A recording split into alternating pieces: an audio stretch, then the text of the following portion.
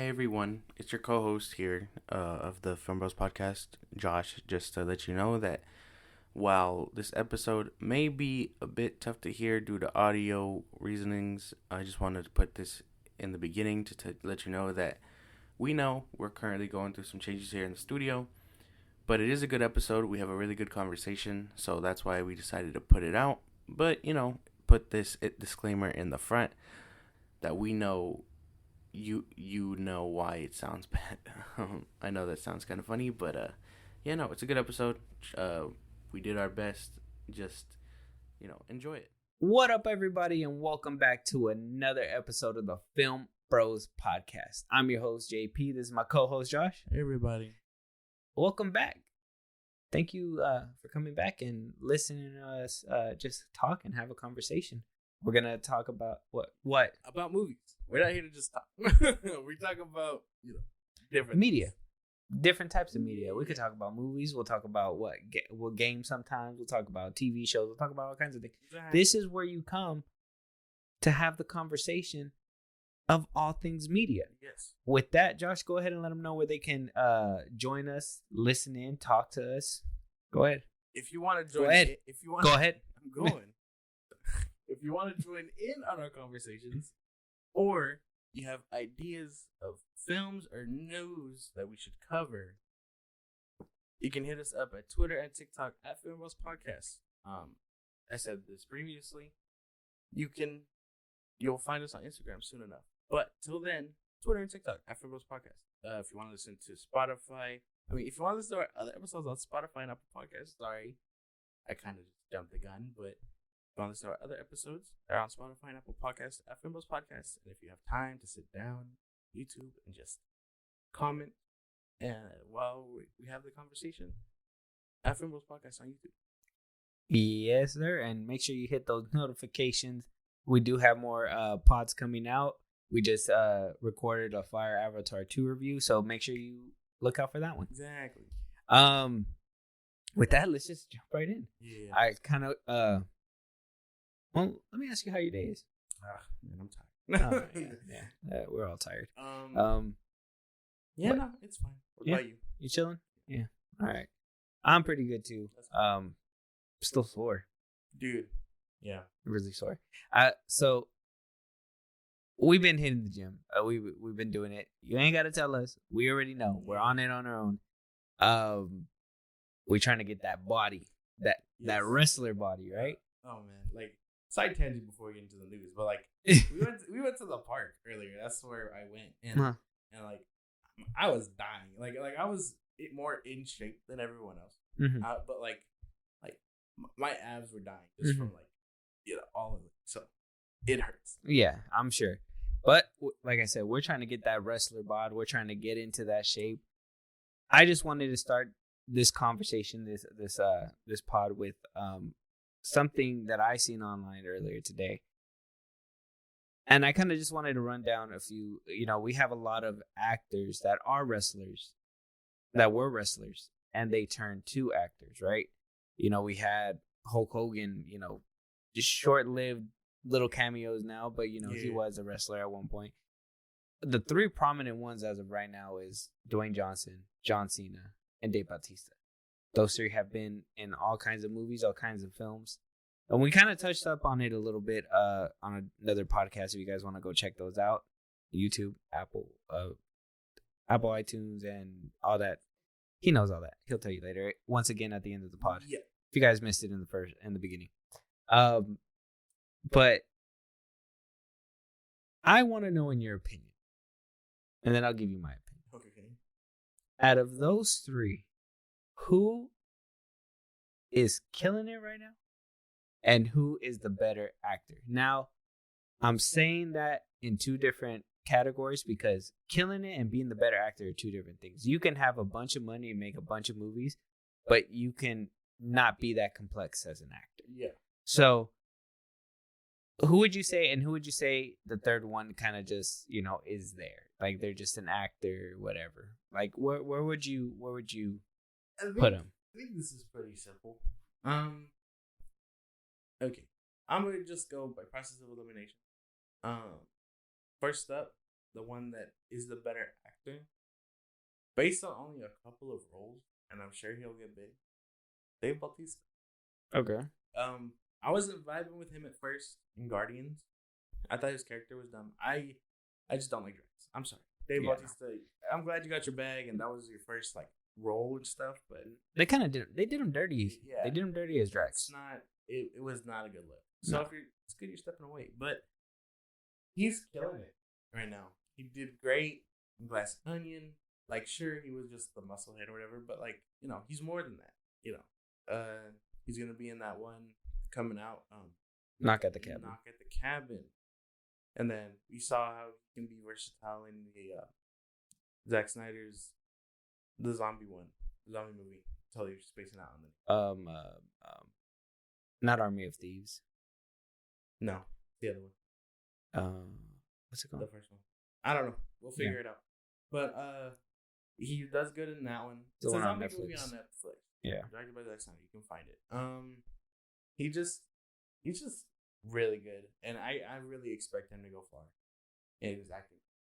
The one killing it is the obvious answer. It's The Rock. He does everything. He's whatever.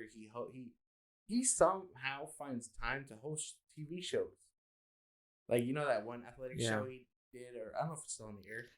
And I don't know if you know, but he has that Young Rock TV show that he produces, and I think he shows up in a few episodes and he promotes all the fucking time.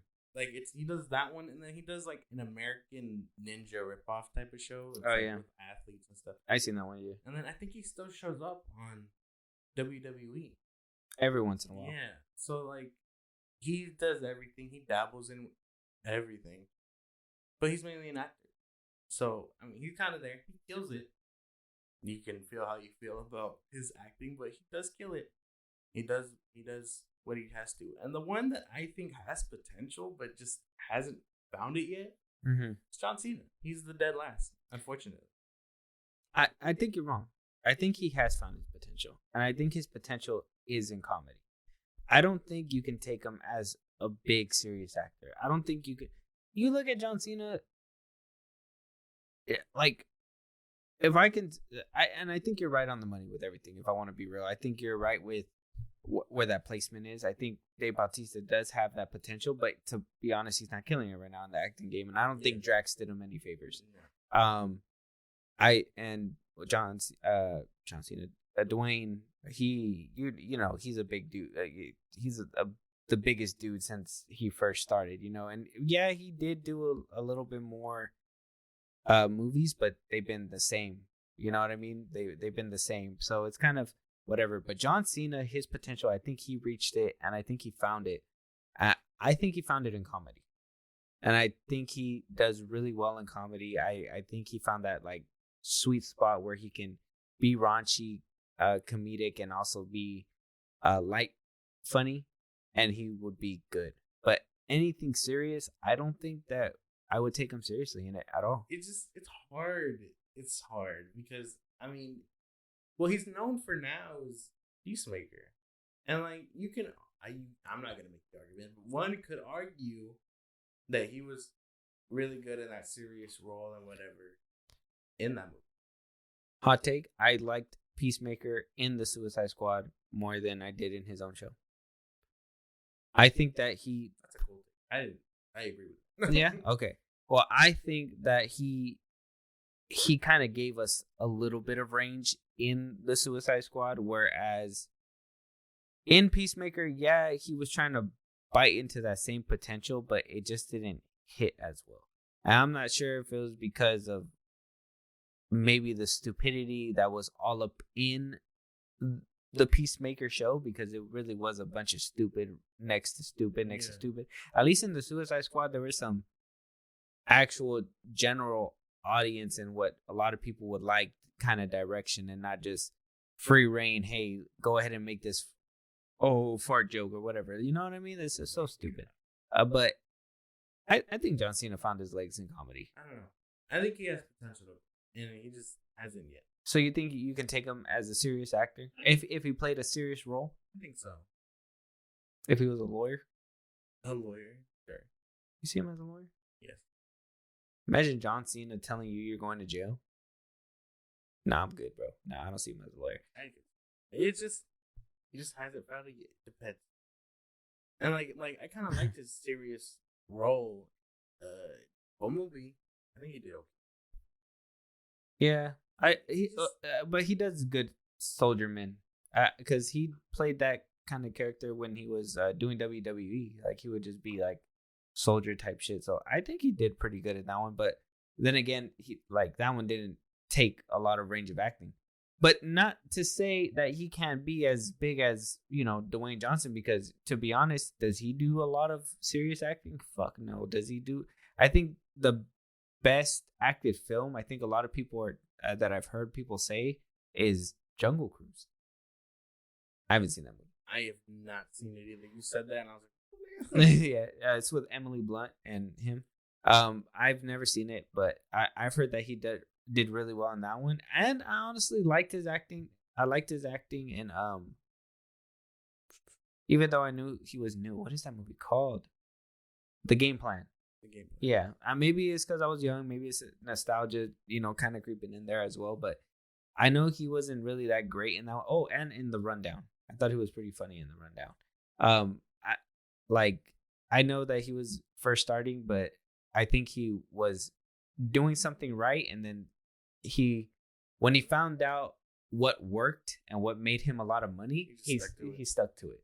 And I mean, don't get me wrong, he knows spectacle and he knows what to do, because obviously he knows what fans want. He listens to fans. So if he knows that this is going to be his cash cow, he's going to cash it. Yeah, 100%. It's just, I don't know. He could be doing more if he wanted to, but I think being in that role of where he's the dumb comedic strong dude, and then Smolder or whatever, it's hard to come a long way. And like it was cool in The Game Plan because he was the first one starting out.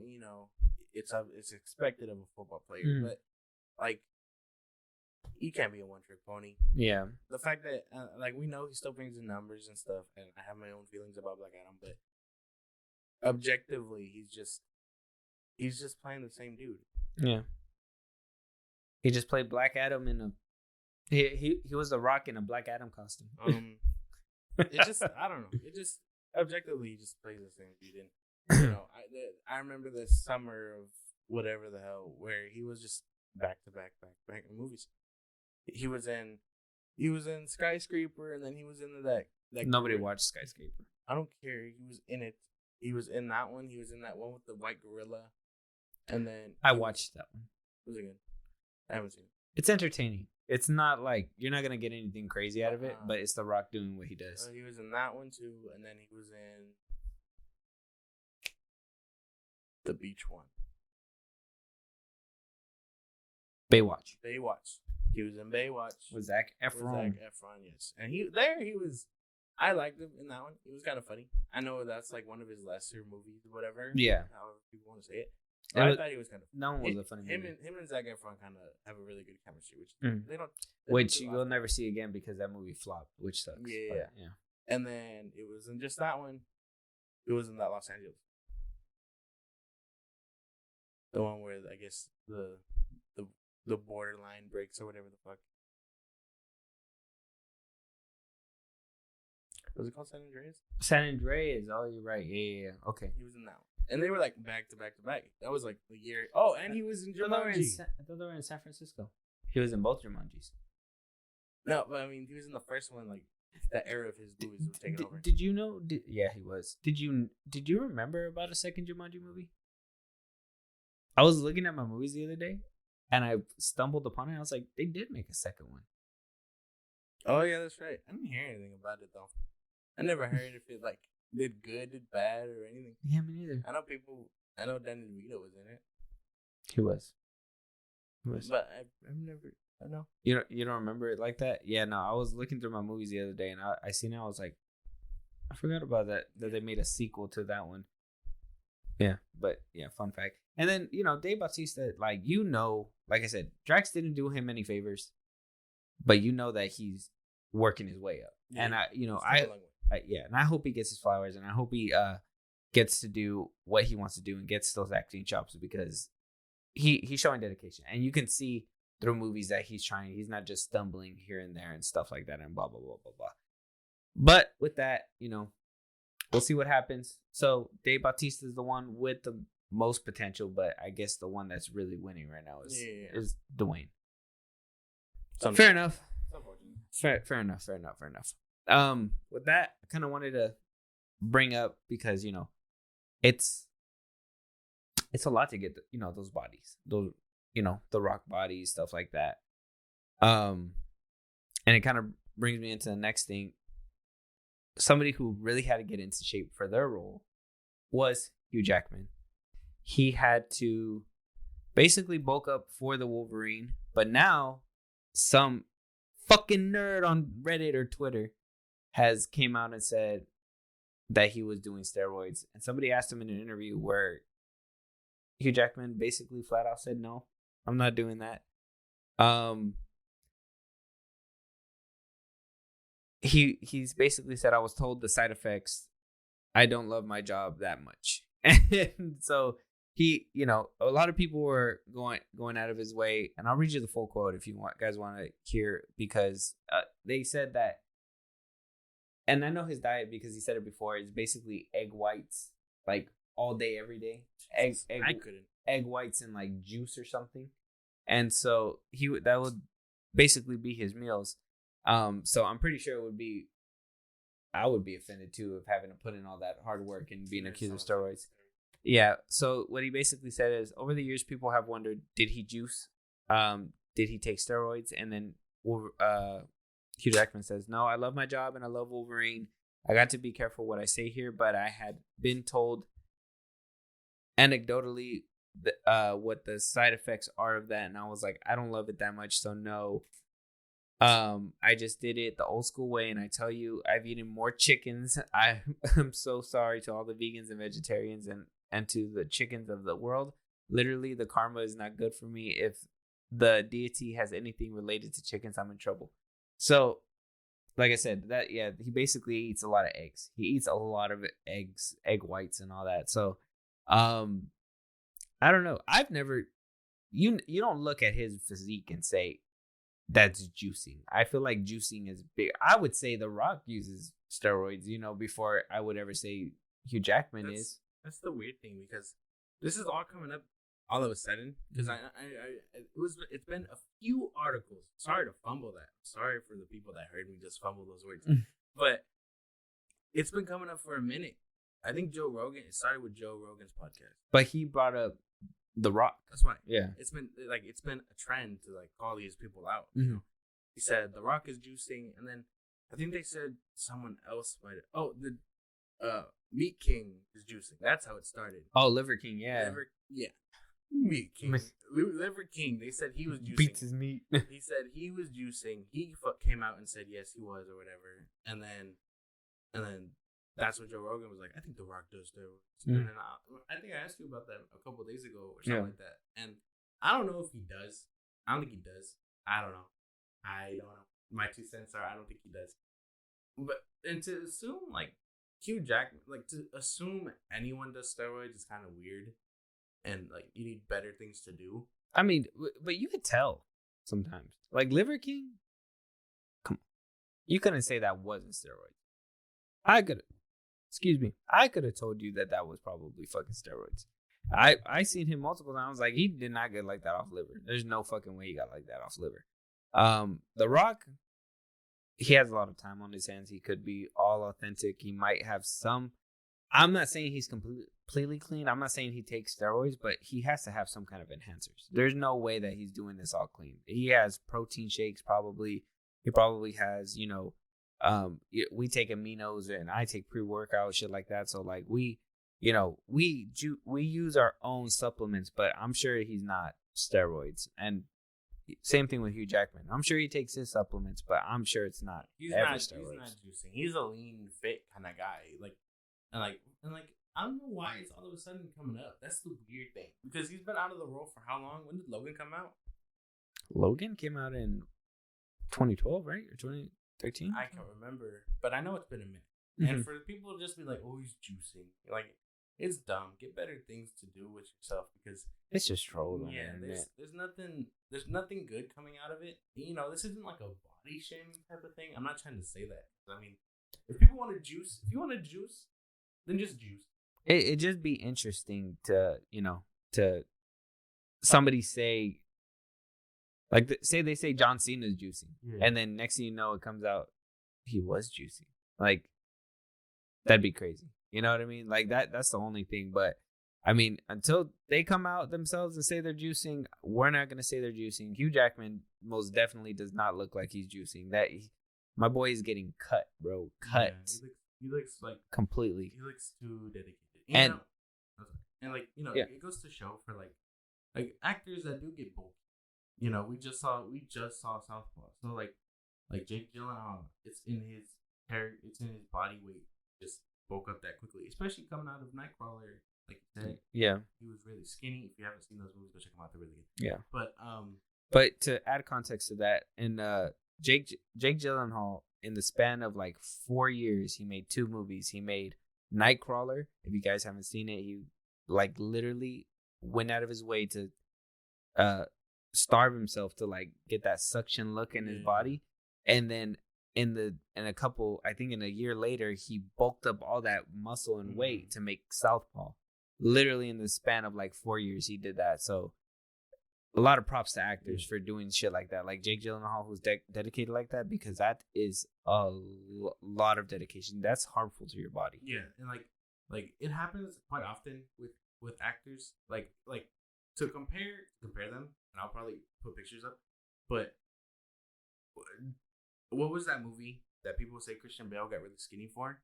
Oh, is that And then he like did Batman and kind of like got his shape back. Yeah, I forgot what that movie was, but I remember. Yeah, like Jake Gyllenhaal didn't get that skinny like Christian Bale was, where you could see bone and stuff. He did look skinny and malnourished, but he didn't look that like thin. Mm-hmm. And then Christian Bale does the Batman, Jake Gyllenhaal does Southpaw. Like they go through these immense transformations. That's not even excluding like major roles like the Joker and Joaquin Phoenix. Yeah, the shit that he said he had to do and stuff. Yeah, no, that like Joaquin Phoenix too. Yeah, he went through a body transformation just to get that skinny. Yeah. So it's very dangerous. We don't play about the health of our actors because we want to see them live long enough to keep on acting. Exactly. But we all know, I know my Wolverine ain't gonna be juicing. No, he doing that clean old fashioned. But what do you guys think out there? You guys think that he's on steroids or not? Let us know down in the comments. Let us know down at our Twitter. Yeah. Want to interact? Want to let us know your thoughts. With that, we're gonna move on to our next topic. We're gonna talk about James Cameron, the dude who's writing the success of Avatar right now. So he was basically asked, and I thought it was funny. Yeah, that's why I kind of want to talk about this. But he was basically asked how it feels about Avatar: Way of Water passing 1.7 billion. Passing up, being the 7th highest grossing film in the top 10 of worldwide of all times. They asked him, and he basically said this. I'm not thinking in those terms, Cameron said, when asked about how he directed 3 of the top 5 biggest films. I'm thinking in the terms of we're going back to theaters around the world. They're even going back to theaters in China where they're having this big COVID surge. He added, we're saying as a society, we need this. We need to go to theaters. Enough with the streaming already. I'm tired of sitting on my ass. I thought it's funny because I get what he's going for, and it would have been heroic, but we literally get off our ass to go sit on our ass in the theater. So it's the same thing. But I get what he's saying. He's doing it for movie theaters because movies are meant to be seen where and on the big screen, you know what I mean? And he comes from a time where movie theaters was the only way to get your movie out there, and was the only way to see your movie. Now you obviously get straight to DVD movies sometimes. Now you get that was the first step. Now it's straight to streaming. Now you get movies streaming, you know what I mean? And although I do love when a movie comes to streaming, when I'm not that excited for it, there is movies that I will make the time and want to go out of my way to go watch in those theaters. Because kind of like how I told you, we watched Top Gun Maverick. I didn't see it in theaters, unfortunately. And God, I wish I would have seen that movie in theaters. There's a couple scenes in there that I was like, man, this would have felt so fucking cool in the movie theater or in a D-box seat. Imagine in a D-box, that'd be crazy. If you guys don't know what that is, I don't know. Movie theaters should have it all over the place, but they're basically chairs that move with the motion of the movie. But then there's there's movies like that where you want to see, and then there's movies where you can kind of wait, like Glass Onion. You go watch that on streaming. That's fine. But I mean, what do you think? Do you agree about getting off your ass and not wanting to watch it on streaming? For the most part, yeah. I wouldn't put it like that because there's movies where you just wait for streaming. But yeah, I think getting off your ass and going out of your way to support these movies it's what keeps Hollywood and movie theaters in business. And like I'm all about that support. Like I've told you before, even down to the little guys, the CGI effects, people that don't get like the background and stuff. Yeah, like they deserve the recognition. Like they Avatar and all of them wouldn't be shit without the CGI guys. So, that's true. So I'm all about supporting them and stuff. Don't support actors if you don't like them. That's my big thing. But like clearly we do need. I think it's a very real like experience when you go see a movie in movie theaters and stuff. Because I mean, sure, you can be like, oh, I don't like it. People, they'll be loud, chewing their food and whatnot. But yeah, I think when everyone comes together and we're all watching the same movie in the same theater, it's a very surreal experience because it's like, wow, all people that decided to take time out of our day to go see this movie, indulge in something we like. But that's what movies are. And then come out and then maybe hate it if you want, but yeah, that's the conversation. But that's what all movies are, right? They're just the experience. You go to the movie theaters for experience.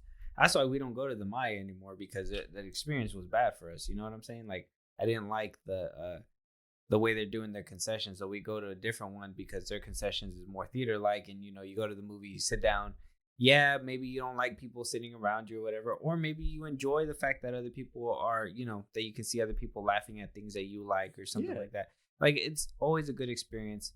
And there's movies like that make such a good experience, like Avatar 2: The Way of Water, that like I told you, and you guys will see in our full spoiler review.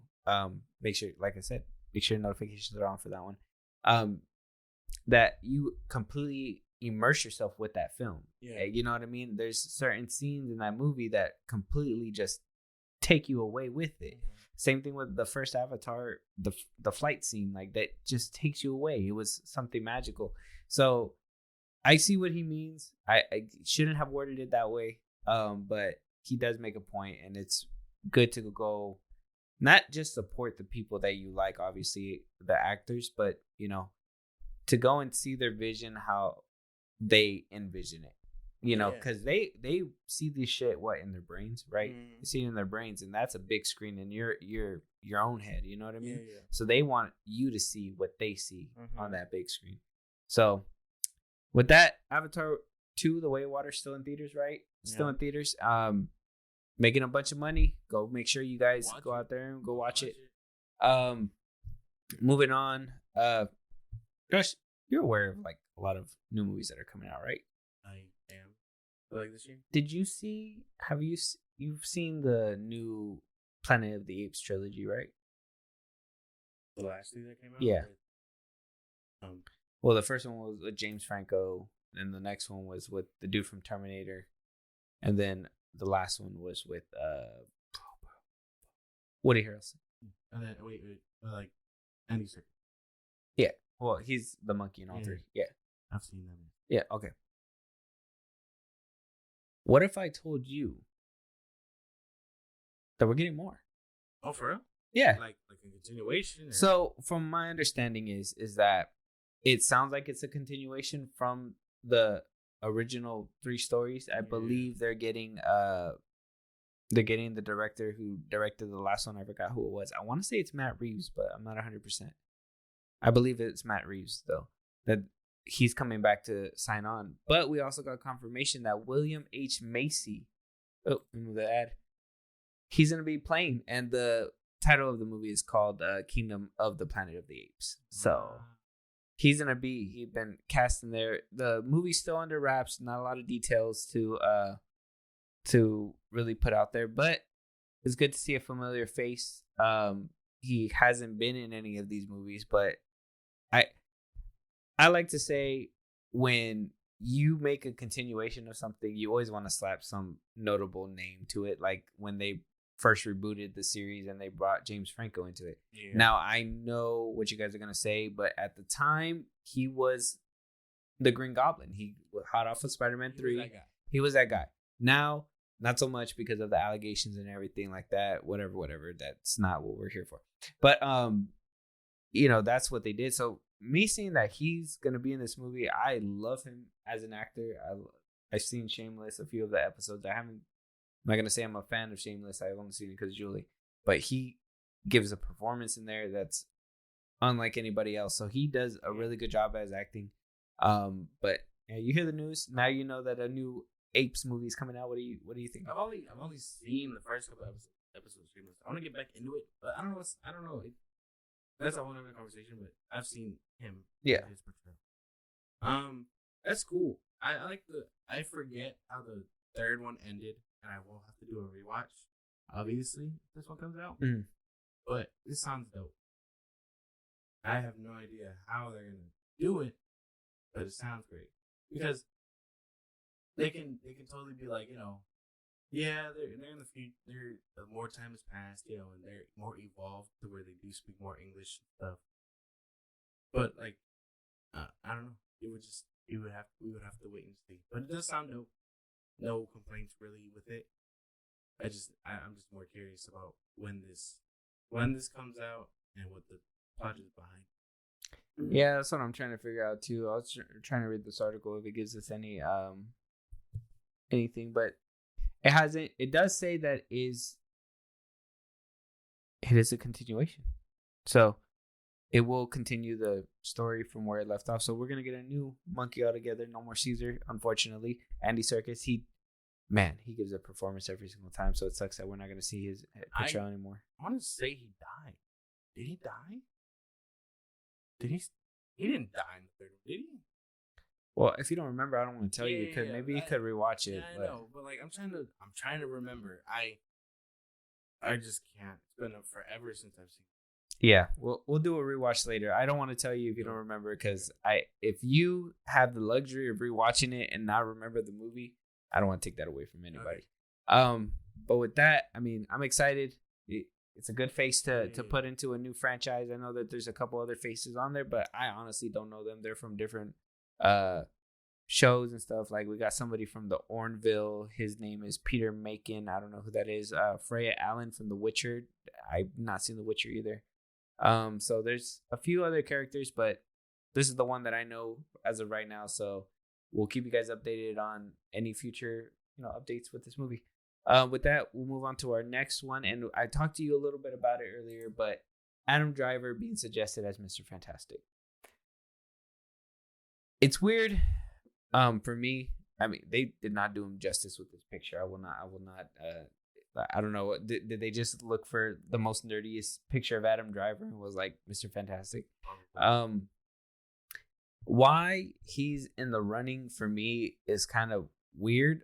I don't see him so much as a Mr. Fantastic, but I do love Adam Driver. I do love me some Adam Driver. I like him as Kylo Ren. I know a lot of people are mixed with him on there. There's that one movie on Netflix with Scarlett Johansson where he just that one's really good where he just goes off the rails. This new 65 movie that he's coming out in, I mean, the premise is kind of whack, but because Adam Driver's in it, I'm probably gonna go watch it. Mm-hmm. I like Adam Driver as Mr. Fantastic. I don't really see it. I think I can think of maybe a couple other people, not off top, but like think of a couple other people that could be probably perfect for it. But what do you think? I think this is one of those wait and see kind of things because I can picture it in my head, but it's not a very good picture. It's kind of blurry, but like I can see it for the most part. And like if he is front runner, I thought he was front runner for Doctor Doom. If I'm being for real, and see that's something for me too. I would have liked him as Doctor Doom better. I would have way preferred him way more. Yeah, because of Kylo Ren, I could see him being that menacing and stuff. But like, he'd get uproar from fans and whoever else for being Doctor Doom. So I mean, if this is a save, it's a save. But I think it works, and this is just one of those things we'll have to wait and see if it's confirmed and what he looks like in any trailers or whatever. I'm just saying, Mr. Fantastic's ears are not like that. Man, he was ears alone. What do you call it? As long as I think when we get those edits come out, like they did with Josh, we'll be able to picture it better. That's true. But you shave his hair, give him some brown dye and gray sides. I think you see this coming out pretty well. They just gotta have a topless scene like he did in The Last Jedi and sell millions. It's not gonna work. Millions. It's not gonna work. Millions. But I can see it. I want to know who. This is gonna make the break the film for me. I want to know who's gonna be the Thing. That's what I want to hear. Everyone cares. Seth Rogen. No. He's a Jew. That's not enough. Oh. It's a good qualifying factor, but it's not enough. You don't see him. You don't see the Thing laughing like. No, I can't do the laugh. I die, but like that's my thing because everyone cares about Doom and Reed, which you should. They're big prominent pieces in Secret Wars, but I just want to know the rest of the team. That's my. It's gonna be interesting. We will see. But what do you guys think out there? Do you guys think this is a good pick? I know, like, we went from John Krasinski and Emily Blunt being the dream duo to getting Adam Driver now as one in the mix. So, I mean, what do you guys think out there? I want to know what your thoughts are. So let us know. With that, we're gonna move on to the next one. It's funny to me because DC was like up in flames like a month ago, right? And now today it's been kind of quiet for like a week. I think last week there was a lot of hullabaloo. The week before there was a lot of hullabaloo. Now I think we've been pretty quiet with DC. That is until a few hours ago. So we found out that Ezra Miller's back in the tabloids, but this time he pleaded. He did a guilty plea. Got a little plea deal. So he basically made a compromise saying that I'm sorry, I did it. I'll never do it again. I believe he's going to do some community service and pay $500 in fines or something like that. Let me find that. Oh, $2,000 in fines. 26 years behind bars and over $2,000 in fines. If found guilty of the felony burglary charges, the star pleaded not guilty to the burglary. New file here revealed that Miller was home cooking with his mother, got the ingredients. However, as part of the plea deal, 89 to 90 days in jail. So he'll do 89 to 90 days in jail, and will be placed on probation for a year, and he'll be fined $500 and $192 in surcharges. That's not too bad. 90 days in jail? That's not too bad. Nothing. Probably get out early, and maybe, I mean, if he did some jail time, they'll probably count it towards his time anyways. This is bringing up a lot of controversy. Okay. And it's bringing a lot of controversy because now I'm not saying he's going to stay as the Flash, because if I want to be 100% with myself and with you guys out there and with you, I don't think they're going to keep him after the Flash. I highly doubt it. There's no way that they're going to do it. A lot of people are under the impression that he is, because they haven't flat out came out and said it. But come on, people. You guys don't understand. They're not going to shoot themselves in the foot before the movie comes out. They're not going to be like, we're going to bring you this smash hit of a movie, but just to let you know it's a one and done. You're not getting a sequel. They're not going to do that. They're going to shoot themselves in the foot before the movie comes out. So I don't think he's going to come back. But there's a lot of people uproaring saying that wow, white privilege. How does Ezra get away with this and still have a movie, but Henry Cavill got kicked out? How come he's running around like this, but if this was a woman, whatever, like they're taking it to weird in different places. And I was trying to think, like, why is that coming up? Like, why are people making it about race and making it about women, genders and stuff? And it all draws down to he's getting let off fairly easy to people, right? A lot of people think that, he's a terrible person. But if this plea deal says anything, maybe it just says, what he did was bad, but wasn't as bad as people made it sound. And he could do his time, pay the little bit of money that he needs to, and walk away. Instead, people want to turn it into, oh, it's because he's white and a male in Hollywood, and there's this kind of supremacy. I don't know. I'm happy that he's getting the help that he needs. Like I said, I don't think he's going to stay as the Flash, but as long as he's getting the help that he needs, he's going to get the little smack on the face. If it's not bad and this is the slap on the wrist or the slap in the face to kind of get him back on track, so be it. If it is bad and worse than what we thought, because only certain people know what actually happened. You know what I mean? Then, that's another case. But if judgment says that this is what it is, can we just let it go and just say, hey, he's getting the help and hope to see him in good movies later on? What do you think? Obviously, this is gonna spark controversy. I know we talked about that he did plead guilty.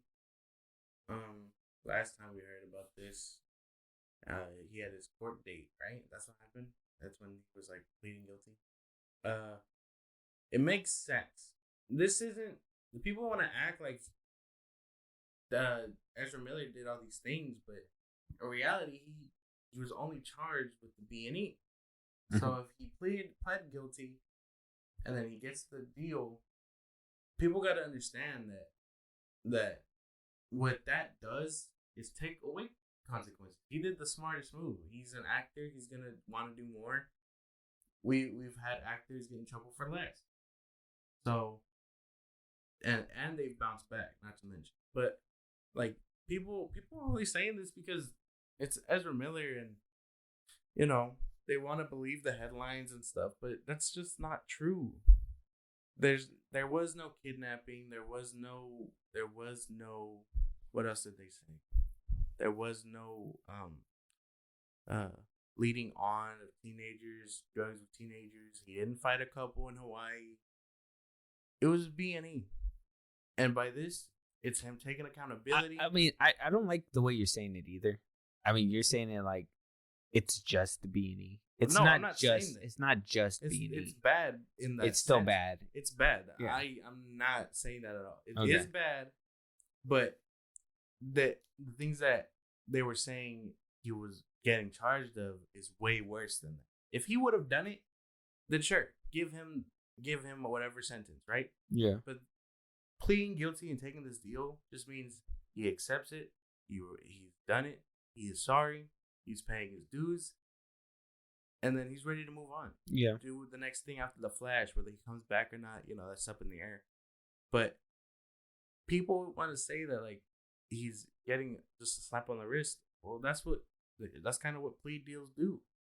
It's to lessen charges and stuff, because if you go to trial, it's a big mess, and he has to pay for lawyers and whatever. And then if he loses, his career just takes a twist. At least with this and the deal, he's like, yeah, I did it. I feel bad. I'm getting the help I need. I'm going to jail. I'm serving my time.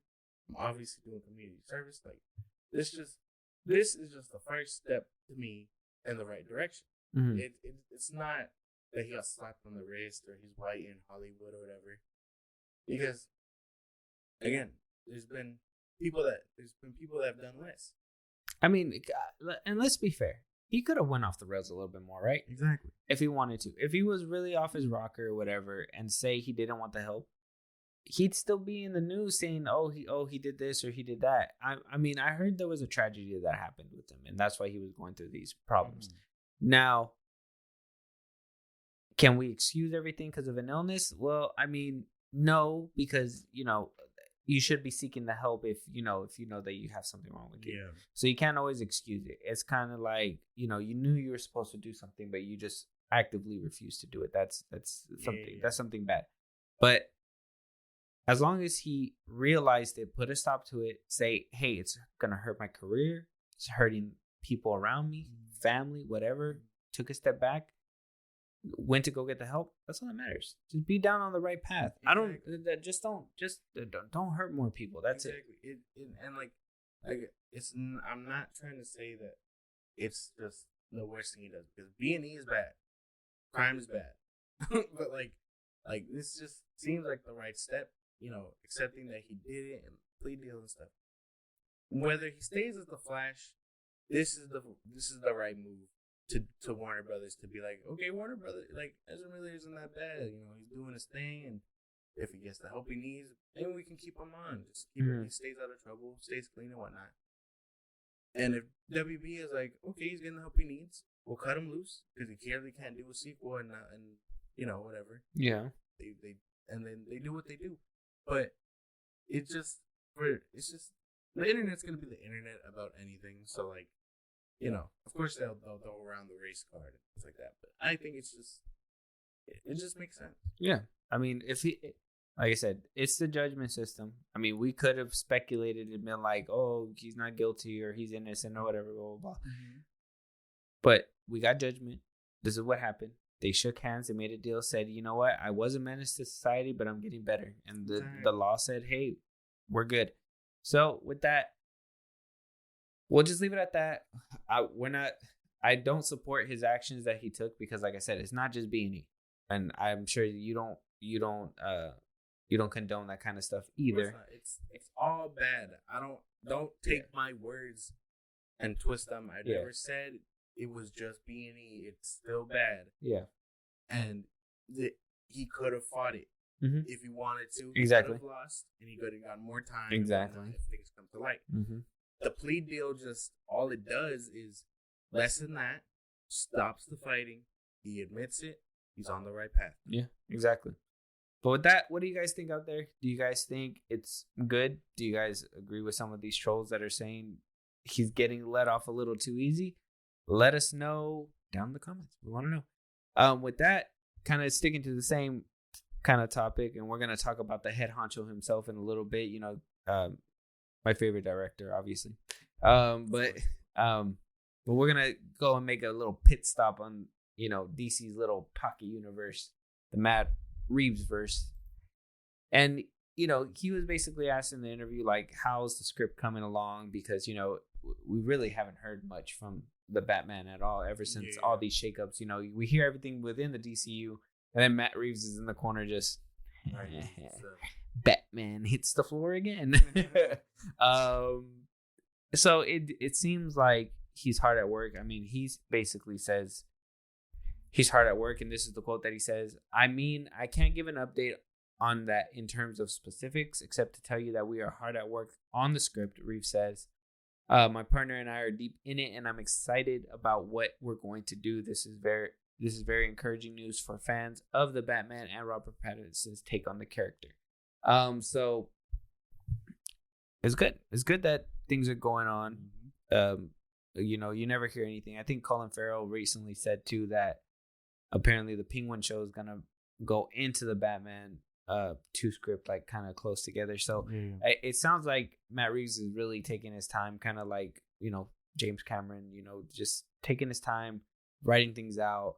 He wants to make a trilogy, so I'm sure whatever the Batman did is going to take into Batman 2, into Batman 3. So it seems like he's taking the time to actually do it. And even the Batman went through like reshoots and all that just to make it all right. And they even cut Barry Cohen's Joker, because they were like, we want to put him in there, but he doesn't fit in the overall story. So Matt Reeves is showing, and like I said, he also made the last 2 Planet of the Apes movies. So he's showing that he's taking the time, putting the dedicated work.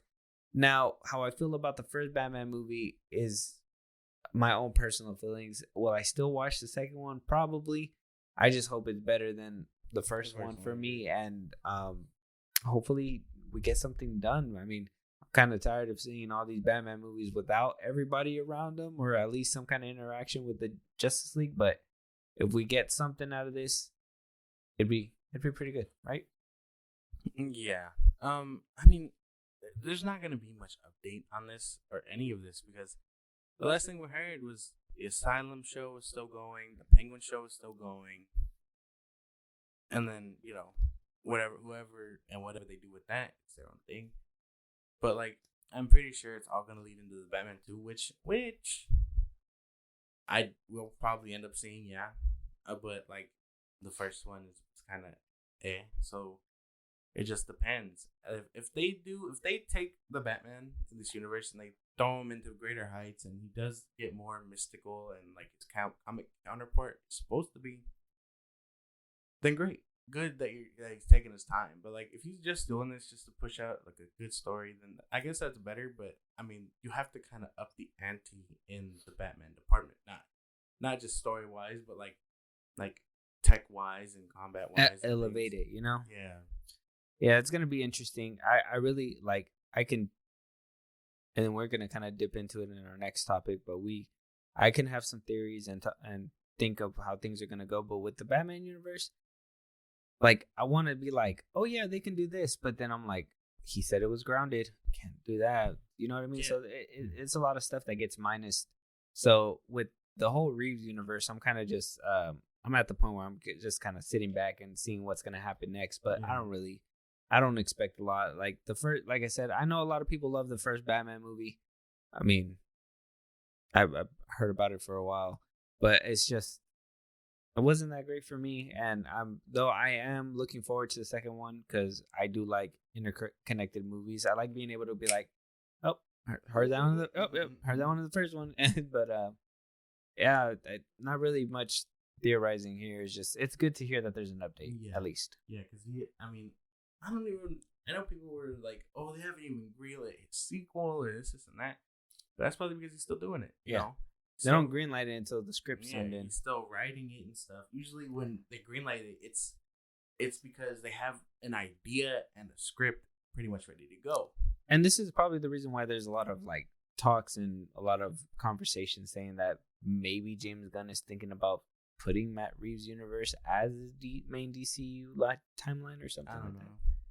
I don't know how that's gonna work. I don't want it, to be honest. I don't know what Superman could fit next to Robert Pattinson's Batman. I think that's just something I can't think of.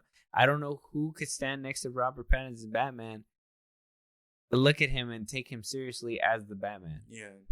You know what I mean? And like, I know this is what people's main defenses were when this movie came out. It was like, oh, he's only year 2 Batman. Mm-hmm. I need him to be stocky, bigger, not just stocky, but like he needs to come into that Batman physique, like character in general, not just the physique. But okay. I thought we were talking about like physical. No, to like the body shirt, but like to gadgets, to cape, to whatever. Because like that was what everyone's big defense was. And not to like get into the whole thing, but compare that to what people were saying about Ben Affleck. Mm-hmm. Oh, he's 40. He's 40 years in. He's so and so, whatever. Then like, well, okay, he's 40 years in, and you guys can't accept that he's given up and stuff, but you can accept Batman in year 2 getting his ass whooped kind of quickly. He was getting dragged by his cape, dog. Come on, yeah. And like that's not. To be fair, Ben Affleck did the same thing though. And it's just, I'm tired of that excuse. So like when the next one comes through and Batman is however years older than this one, it could just stop being a defense, because it was really throwing me off that people were like, no, it's just year 2 Batman. And I'm like, well, year 1 Batman kind of got shit done quickly. So yeah, and I'm gonna bring up Zack Snyder's Justice League and BVS and all that just a little bit right now too. It's gonna make it sound like I'm dick riding the movie. Ben Affleck's Batman and Henry Cavill is Ben Affleck's Batman is my best Batman. That's the best Batman to me, hands down. That's just a little tidbit for me. Henry Cavill's Superman is, without nostalgia, my number 1 Superman. With nostalgia, second Superman. But it the thing that Zack Snyder did with them that I will not be able to I won't be able to let it go for any other Batman and Superman interaction iteration. You know what I'm saying? Like, what he did was that he basically got Ben Affleck's taller than Henry Cavill. Mm-hmm. So he got Ben Affleck, who's bigger, buffer, you know what I mean? Yeah. Stood him next to Henry Cavill, though Henry Cavill's big and buff, made Henry Cavill kind of look smaller. Mm-hmm. Though he's the Man of Steel, he still was, just a man can tower over him. It doesn't matter. And I like that because it made Bruce Wayne Batman look intimidating, like he can hold his own right next to Superman. You know what I mean? If we have what's his face, Twilight's Batman, Robert Pattinson's Batman, next to like who can play him that would complement each other to make it look like it doesn't. And I know, like, the animated Batman, in that animation, right? The animated one, the one before they reset it all. You said the New 52? Is that what it's called? Yeah.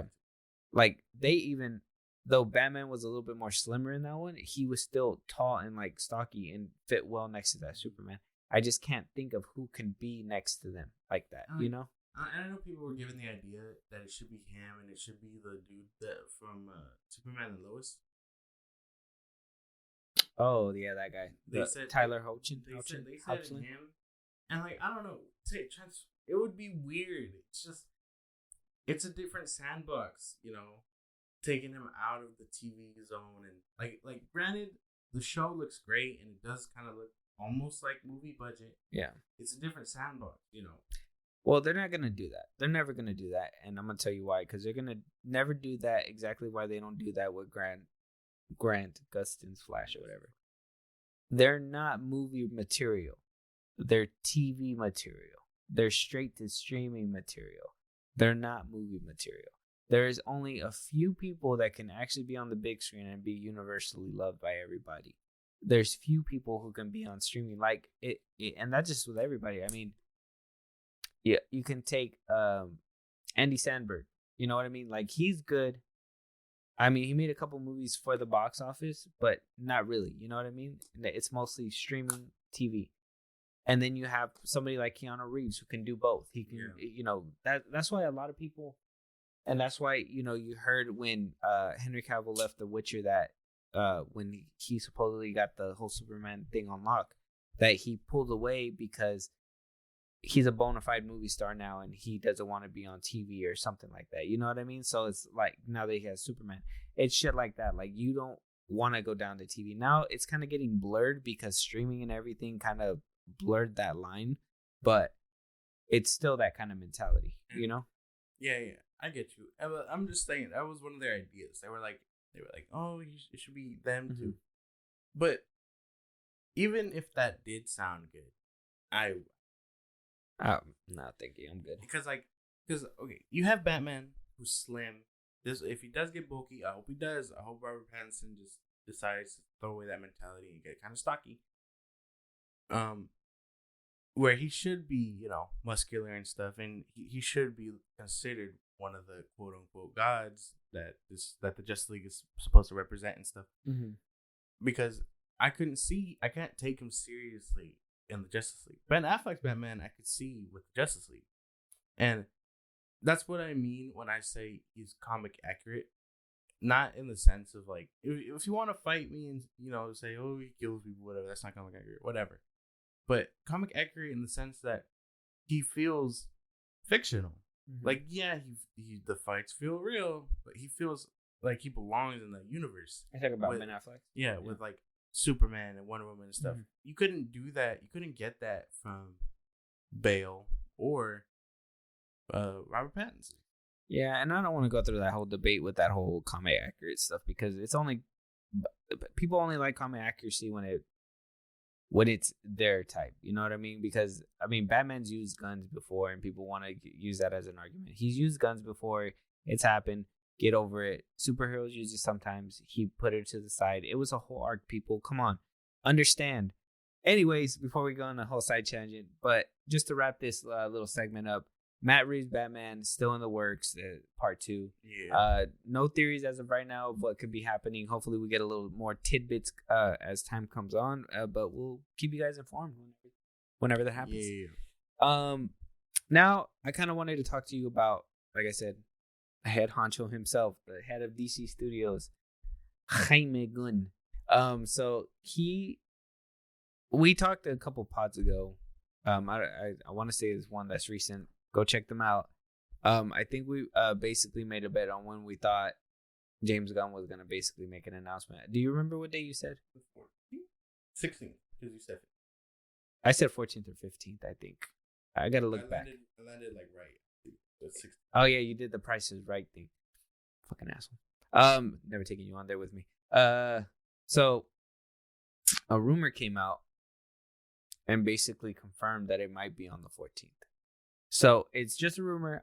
I said confirmed, but it's just a rumor. It apparently there's gonna be there could be an announcement on the 14th, which if it adds up, it's gonna be on a Saturday. A couple of days. Yeah, I think the 14th is on a Saturday. Yeah. So to be fair, I'm not giving it a lot of credit because Saturday kind of sounds weird to put it out there. Like, when is he gonna do that? Like on Twitter or something? Most likely. Probably because he's very active on Twitter.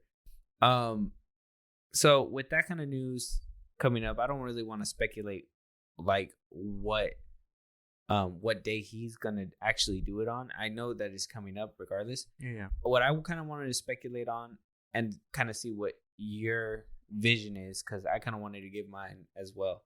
But what is your vision of the first 3 years gonna look like? Or more importantly, when James Gunn comes out with, let's say, the first 5 movies that come out, what are the first 5 DC properties you want to see happen in the first year? Or the first 3 years, let's say. First 3 years, and this is like 5 movies. If he's bold and he moves the way he usually does, or if anything to go with the Superman script going on. No, I'm saying if you were the head of DC Studios, how would you move? How would I? Yeah, what would you think is gonna happen? What would you want? And let's just say, for argument's sake, that probably could happen. How would you want it to happen? I would start. This is what I mean. I'm not like everyone else. I'm tired of Origins. I'd start with the Justice League movie. Kind of like the show, the animated show, where they know they exist, or kind of like in Justice League War, they know they exist, but they just come together to stop a world threat, whether that be, whoever else. Yeah, I wouldn't want to introduce anyone too big like Darkseid. That's an end game finish. Like, I know people say that, but someone big, someone that attracts their attention, and then when that one introduced Martian Manhunter, and they'll get together. By the end, they're like, we should do this more often. Become a team and whatnot, and then that sets everything up. Yeah. And then if you want to do solo things, right after that, the next 4 movies, I'd focus on the Trinity: Batman, Superman, Wonder Woman. I think I'd start with a Superman movie. For real. And then Batman, Wonder Woman, and then what is it? That leaves 1 more movie by the end of the 5 years or 3 years. For my last one, I'd sprinkle in hints of a big bad in those 3, but then I'd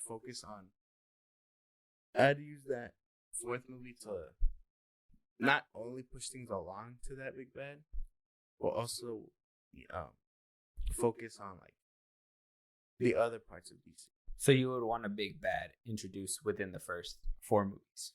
Yes. Okay. Just so we can set them up, because that's what a lot of DC things are. Like it's a lot of setup to bigger things, not like MCU formula wise. Because you could always been there, but no. Darkseid shows up, he whoops ass, whatever. I wouldn't want him to show up first half, just just because I don't want the Justice League to beat his ass, and then he gets tucks away with tail between his legs, and then he comes back or whatever. That sounds kind of whack. Yeah. And even then, too soon to do Steppenwolf. Mm-hmm. I'd do someone probably like Brainiac, someone big that requires a Justice League. I know people say, "Oh, for Superman movie they should do Brainiac." No, I think he's a league threat. Yeah. It should be Brainiac. It should be someone else, and then maybe throughout those 4 movies or whatever, start bringing in the Injustice League. Just because we established the heroes exist, the villains have to not be that far behind. Yeah, I'd introduce Lex Luthor, Sinestro, Cheetah, whoever else, and then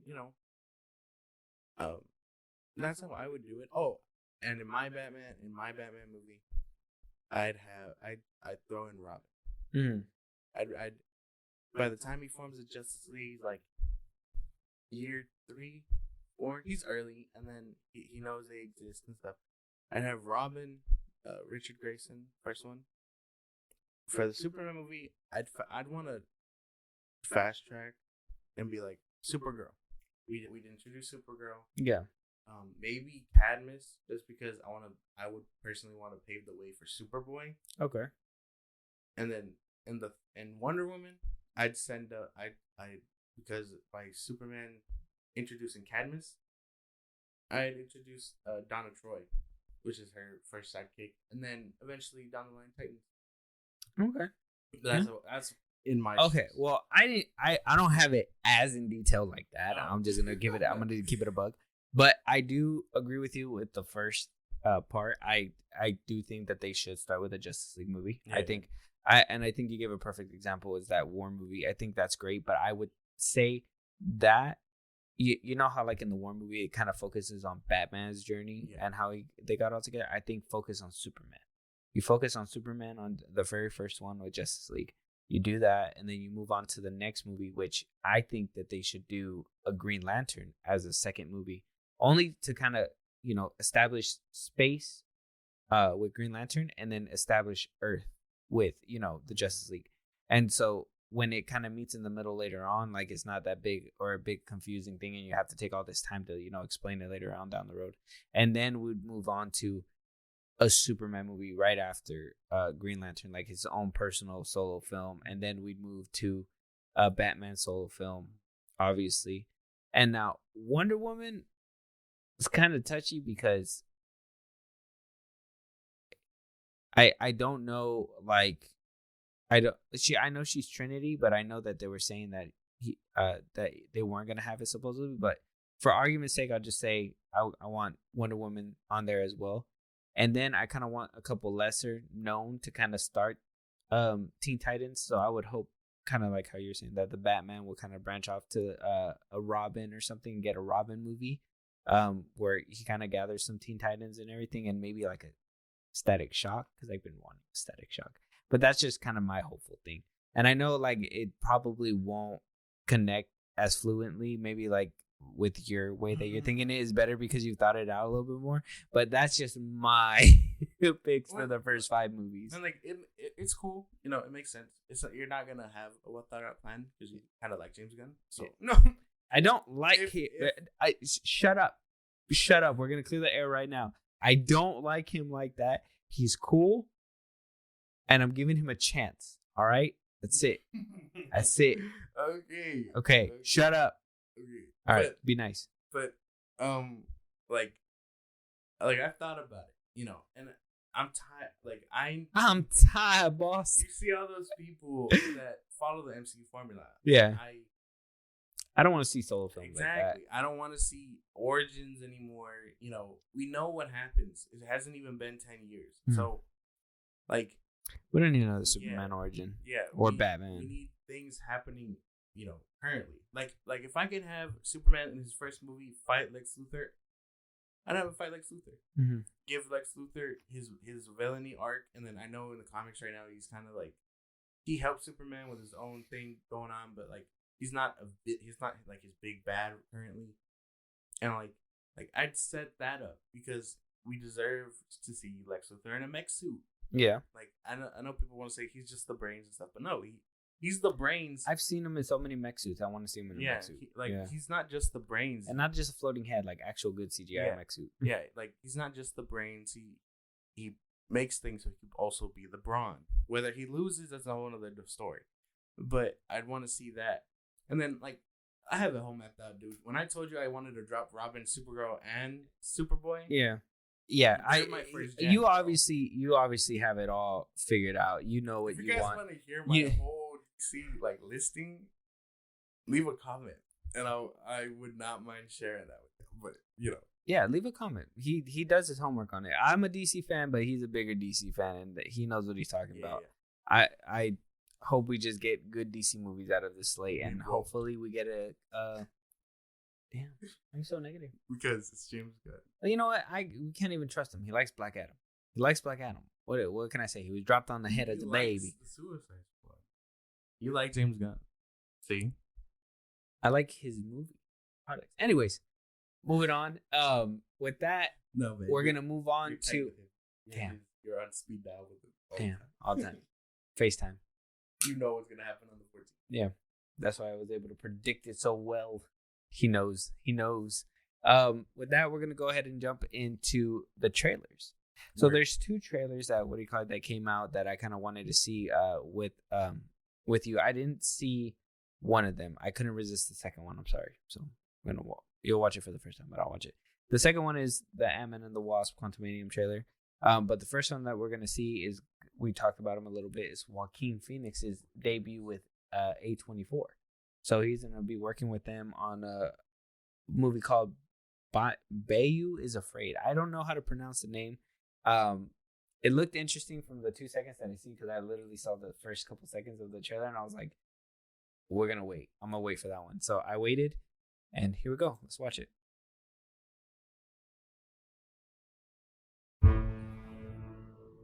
I am so sorry for what your daddy passed down to you. But I wanted a child, the greatest gift of my life.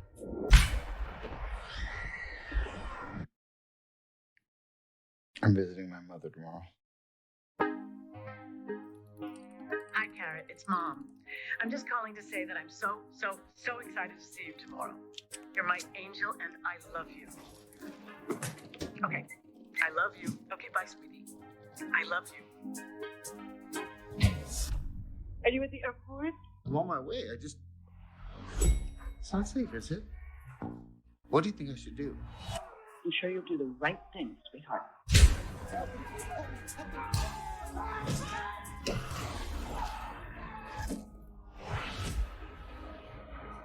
Welcome back. I hit you with my car. What? I know. What was this? That's my little assistant health monitor. Feeling sad about going home, Bo? Oh, Bo. Must feel totally unreal. I'm supposed to be leaving. I don't know if that's gonna happen.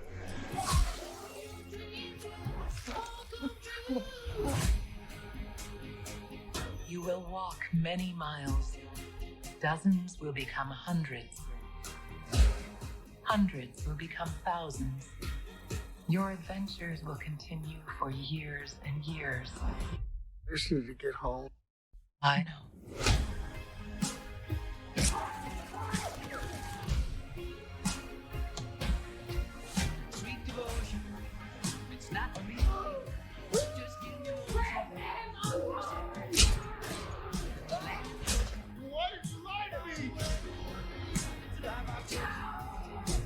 Do you want the truth now? Yes!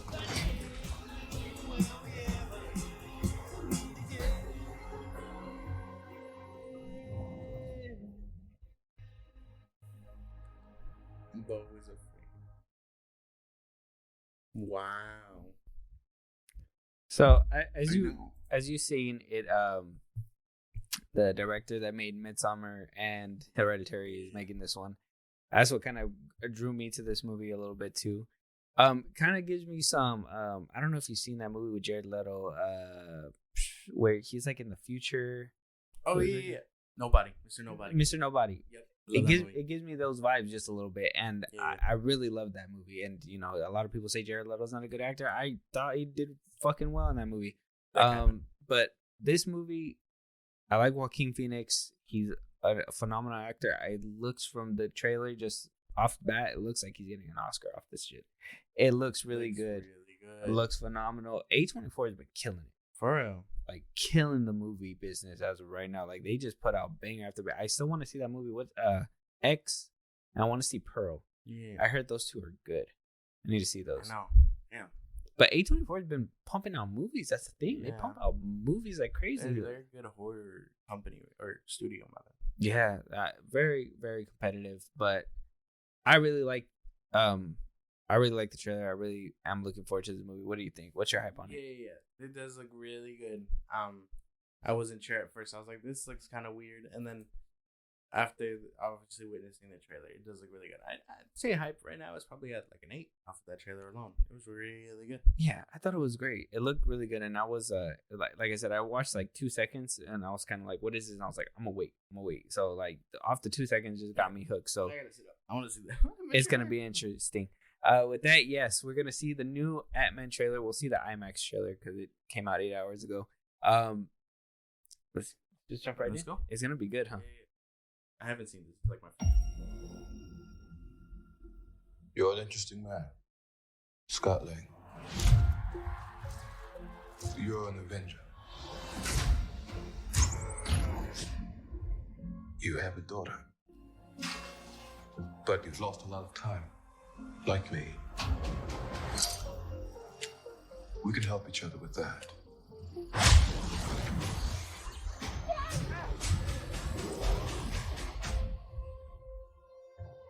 Who are you? I'm the man who can give you the one thing you want. Minutes. What's that? Time.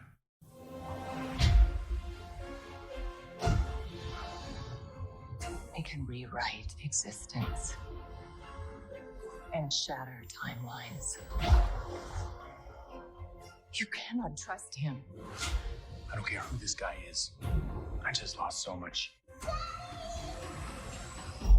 He can give us a second chance.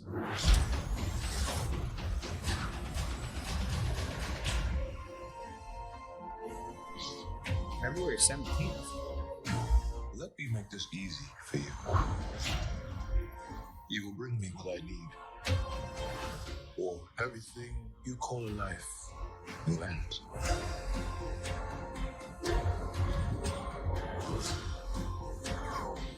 New dynasty. This is all my fault. You may not want her to watch this. We had a deal.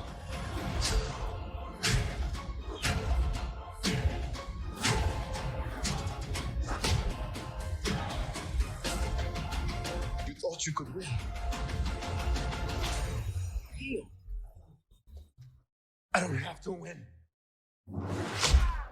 We both just have to lose.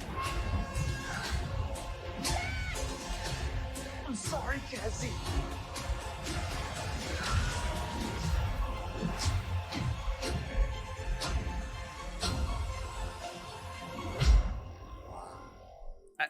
I just want to say I love how they updated the Quantumanium logo. I thought at first it looked stupid.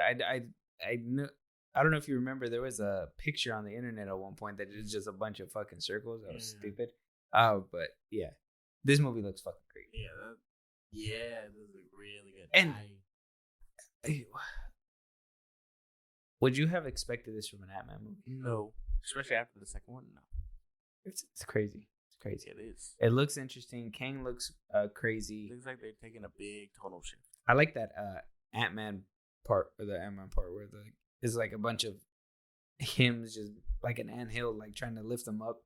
That was pretty cool. Yeah. Oh man, this movie's gonna be great. February 17th is coming out right after Valentine's Day. Mm-hmm. Right after that. If you guys don't know, there's a re-release for Titanic. It's coming out on Valentine's Day. So if you guys have a loved one, go ahead and take them to that one if they love Titanic. Bitches love Titanic. And bitches love Titanic. With that, Ant-Man and the Wasp Quantumanium trailer is a dub Okay, that is a great. Really good. This movie's gonna be great. Be sure to go watch it February 17th. Get your tickets whenever they come out, as soon as they come out, because you know those theaters finna be packed. Yep. This was actually one that I'm really looking forward to. All of Phase 4, I was not really looking forward to. Like Black Panther, I was like, meh. I think Thor: Love and Thunder, I was like, meh. Eternals, I think I was like actually genuinely excited for Eternals, and then kind of like walked out kind of unsatisfied. Yeah. So this one's kind of got me wanting to go watch it for sure. So it's gonna be great, right? Yeah. It does look really good. I'm hyped for this one. I wasn't before, and like this is just because I wasn't really vibing with Emmett and the Wasp. I think the sequel was kind of just underwhelming. But I think the director made a point. I feel like they were just side dishes. I feel like Ant-Man was just a side dish, and now they're making him a main dish, and they're doing him justice. Like I guess another way to put it was like Ant-Man was just filler episodes. Drove the plot forward, but did very little for like the overall. The way Kang looks like he's stomping on Ant-Man. Oh, I want to know what I want to know. I'm just saying, Paul Rudd has no chance against Jonathan. That's what I'm saying. It's gonna be great. Like I said, February 17th, it's coming out. Be sure to watch it.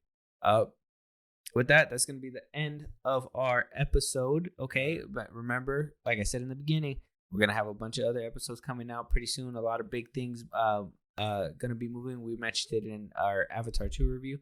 Some big things are gonna be happening. So stay tuned for those. But Josh, let them know for now where they can find us and where they can follow, subscribe. Let us know. If you want to hit us up for any news, films, games, to review a game. I don't know how we'll do that because we don't have time to play anything ever, but we can figure it out. You hit us up on Twitter and TikTok at Film Bros Podcast. We might have an Instagram soon, so be looking out for that.